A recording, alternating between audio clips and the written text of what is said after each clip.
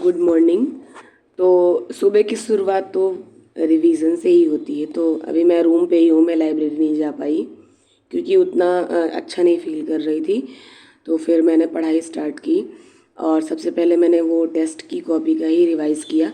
इसमें सिर्फ टेस्ट का सॉल्यूशन मतलब जो शॉर्ट नोट्स हैं वो भी हैं, और जो ऐसी चीज़ें हैं जो एकदम फैक्ट वाली हैं, जो नहीं याद होती हैं, बार बार याद करने पे नहीं लर्न होती हैं, और जिनके आने के चांसेस बहुत होते हैं पेपर में, कई बार रिपीटिशन हो चुका है, उनको मैंने नोट डाउन किया है। जैसे युद्ध हैं जो आंग्ल, मैसूर, कर्नाटक, ये सारे युद्ध मैंने इसमें लिखे हैं।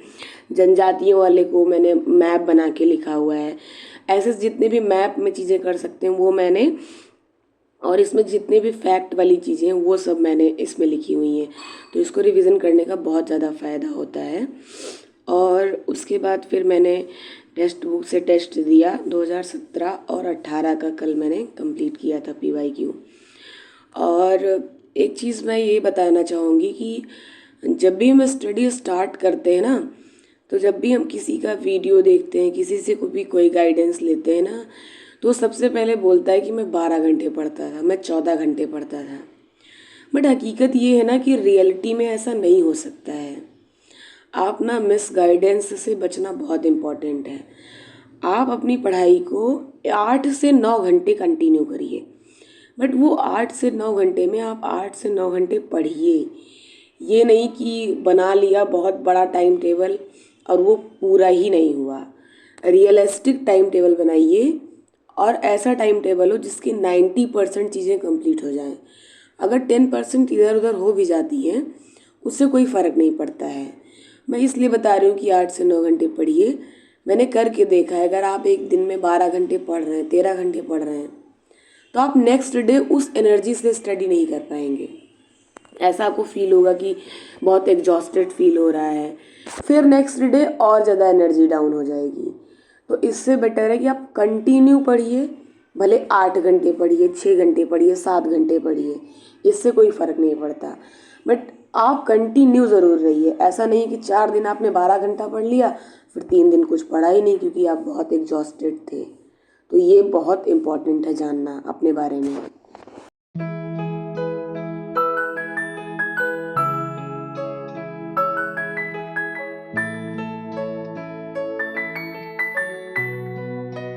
केस अगर आपका सिलेक्शन नहीं होता, जैसे मेरा ही नहीं हुआ या कहीं जगह नहीं हुआ, IM मतलब बहुत सारे फेलियर्स मिले, इसका ये मतलब नहीं कि मैंने 14 घंटे पढ़ाई नहीं की इस वजह से नहीं हुआ। इसका मतलब बहुत सारे फैक्टर्स हो सकते हैं। एग्ज़ाम का डे डिसाइड करता है, शायद मैंने कुछ चीज़ें कंप्लीट नहीं की होंगी, कुछ समस्या रही होगी, कहीं कुछ मैंने तरीके में मेरी कमी रही होगी, इस वजह से नहीं हुआ होगा।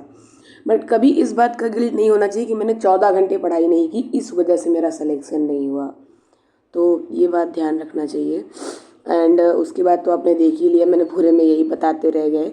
अभी हम बायो का रिवीजन कर रहे हैं घटना चक्र से। एंड घटना चक्र से रिवीजन अभी मेरे मतलब आज का दिन और लग जाएगा, बट उसके बाद मैं वर्ल्ड ज्योग्राफी को स्टार्ट करूँगी, और फिर मैं आपको बताऊँगी कि मैंने ज्योग्राफी कैसे पढ़ी है और क्या क्या मिस गाइडेंस मैंने झेली है, और क्या क्या आपको नहीं करना चाहिए। अगर एक लोग भी सीखते हैं कि हाँ ये नहीं करना चाहिए इसमें, तो मुझे बहुत खुशी मिलेगी। और फिर मैंने मतलब मेरे को बहुत हेडेक भी हो रहा था, तो शायद तेल वेल लगा के फिर मैंने पढ़ाई स्टार्ट की है, क्योंकि वही मैंने बताया कि कंटिन्यू होना बहुत ज़रूरी है। कंटिन्यूअस थोड़ा थोड़ा पढ़ेंगे, तभी किसी दिन कंप्लीट हो जाएगा और सिलेक्शन हो जाएगा।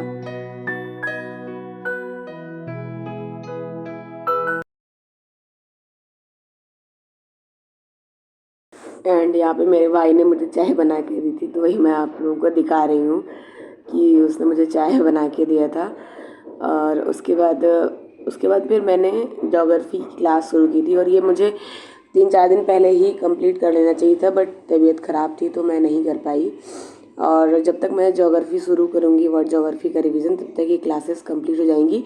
7 क्लास ही है और शायद मैंने 4 कर लिया है, शायद ये 4th क्लास थी कल की, तो 3 और बची हैं। और उसके बाद ये कंप्लीट हो जाएगा। और यही था। बाकी अभी आयोग का तो कुछ नोटिस आया नहीं है कि क्या क्या कैसे होगा, मतलब कि होगा कि नहीं होगा अभी एग्ज़ाम। बाकी यार मुझे पता है बोलना बहुत कुछ होता है, बट मैं जब वॉइस ओवर करने बैठती हूँ तो मैं भूल जाती हूँ कि ये बताना था या ऐसे करना था। तो उतना मुझे नॉलेज नहीं है ना यूट्यूब के बारे में, ना ही मेरा ध्यान हमेशा रहता है इस चीज़ पे कि मैं ये करूँगी ये वो करूँगी। सो अगर आपको कुछ भी पसंद आए, और प्लीज़ मेरा बैकग्राउंड इग्नोर करिएगा। आपको पता है रूम पे रहने वाले बच्चों का ऐसा ही रहता है रूम। और ये तो थोड़ा साफ़ है, मेरा तो और गंदा ही मेरी रूममेट का रूम है, मतलब जो मेरे साथ लड़की रहती है।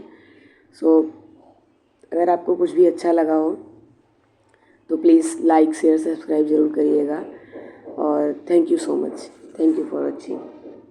एंड मेरी मम्मी मुझे बुला रही है कि दिवाली पे घर आ जाओ, वो तो खैर हमेशा बुलाती हैं, बट मैं बहुत कंफ्यूज हूँ। घर जाऊँगी तो 3-4 दिन का लॉस होगा, और अगर नहीं जाऊँगी तो यहाँ पे बहुत बोरिंग फील होगा क्योंकि सारे लोग चले जाएंगे फ्लोर पे, भाई भी चला जाएगा।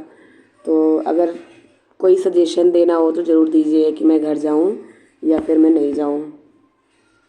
एंड और एक बात और कहनी थी कि जैसे किसी की भी तैयारी हो या नहीं हो, लेकिन जो ओपन टेस्ट हो रहा है या फिर कोई भी ओपन टेस्ट हो तो उसमें पार्टिसिपेट ज़रूर करिए। भले आपके 50 ही क्वेश्चन सही हों, 60 ही क्वेश्चन सही हों, लेकिन आप पार्टिसिपेट करेंगे ना तो थोड़ा इंटरेस्ट आता है, मज़ा आता है। टेस्ट से दूर भागता है इंसान, बट भागना नहीं चाहिए, क्योंकि टेस्ट जितना देंगे उतना आपको अपनी गलतियों के बारे में ज़रूर पता चलेगा। टेस्ट में जो गलती करते हैं ना वो हमेशा याद रहती है कि हाँ मैंने ये गलत किया था। बाकी पेपर वाली तो ज़िंदगी भर याद रहती है, लेकिन टेस्ट वाली भी हमेशा याद रहती है कि आगे हमको ये गलती नहीं करनी है। सो आप लोग जरूर पार्टिसिपेट करिएगा।